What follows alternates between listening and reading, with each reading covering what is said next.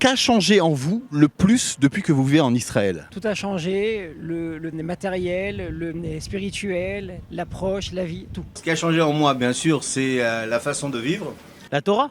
Le fait d'être avec mes frères toute la journée et d'être à la maison, quoi. Je me sens chez moi De te sentir chez toi. et de me sentir chez moi, ouais. La mentalité. Mon rapport à la religion. J'ai grossi, surtout au niveau spirituel. J'ai appris à être plus émette, à dire les choses plus franchement, plus proche d'Hachem. La peur de ne pas réussir financièrement surtout. Et ça, je peux les comprendre. Je leur conseille quand même de revenir parce qu'on peut y arriver ici. Arrête. Ne fais pas aux autres ce qu'on ne voudrait pas qu'on te fasse. Et aime tout le monde. Aime tout le monde pour que Hachem t'aime. Et merci à Torah Box pour tout le travail qu'ils font. Kol hakavod lachem. Et Ruben Journeau tant qu'on y est. Selon toi, est-ce qu'il existe un point commun avec les gens que tu connais qui ont fait leur Yérida? Je pense que si quelqu'un part d'Eretz Israël, c'est juste pour un problème de Parnassa. Ouais. Sinon, il n'y a pas de raison de partir d'ici.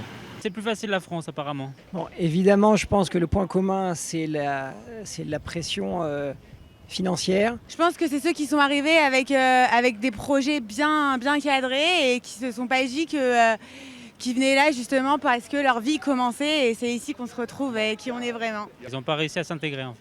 Comme dit le bon Rav, c'est pas le tout de venir, il faut aussi tenir. En Israël, ici, on a toutes les nationalités, t'es d'accord? Ouais. Est-ce qu'il y en a une que tu kiffes plus qu'une autre? Aucune préférence. Aucune préférence. Je les aime tous. On est tous des juifs. La communauté de francophones, où on est plus parce qu'on a, disons, un passé commun, on a aussi une culture commune. Moi j'ai beaucoup aimé les Uruguayens et les Argentins. Américaine. Yes, me too. Tout le monde est bien, évidemment, hein, je ne parle pas sur... Évidemment. te fait pas dire ce que Évidemment. Non mais moi je kiffe les Israéliens, j'ai pas besoin des autres. Enfin, après c'est bien parce que je trouve qu'il y a un melting pot et c'est ça qui est magnifique ici, c'est que en fait tout le monde s'aime et il n'y a pas besoin de savoir d'où tu viens. Les Russes, les Américains aussi. Ouais. Les Marocains. Marocain? Moi, je suis algérien. L'américain. Un peu de tout. Je me suis rendu compte que j'aime beaucoup les Français, encore plus. Ouais, il y a une ardoute entre nous ici.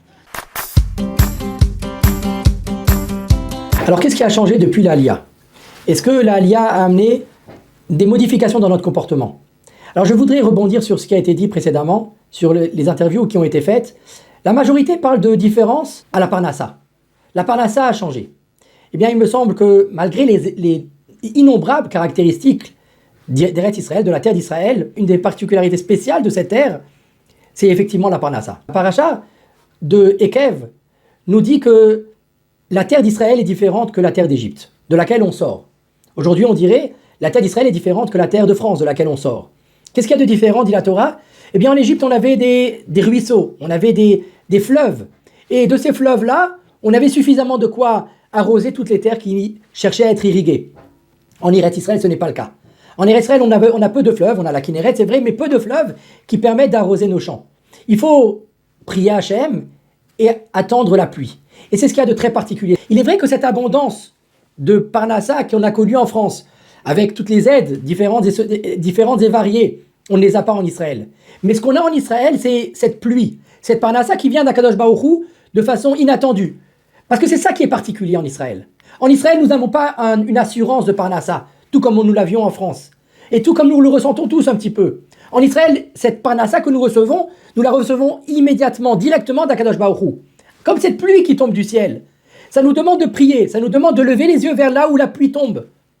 Ça nous demande de supplier à Kadosh Baruch Hu, de nous donner la Parnassa. Oui, c'est vrai. Mais dit le Ramban, il y a quelque chose de plus vrai à la pluie. C'est que, à la place de prendre cette eau du fleuve et d'arroser mon terrain, cette pluie à laquelle j'ai prié et sur laquelle j'ai demandé à Kadosh Baruch Hu, elle vient exactement à la mesure exacte en fonction de ce que la terre a besoin. Quand je prie à Kadosh Baruch Hu de m'envoyer la Parnassa en Israël, il me l'envoie exactement comment j'en ai besoin. Ni plus, ni moins. Voici la particularité de la Parnassa d'Eretz Israël.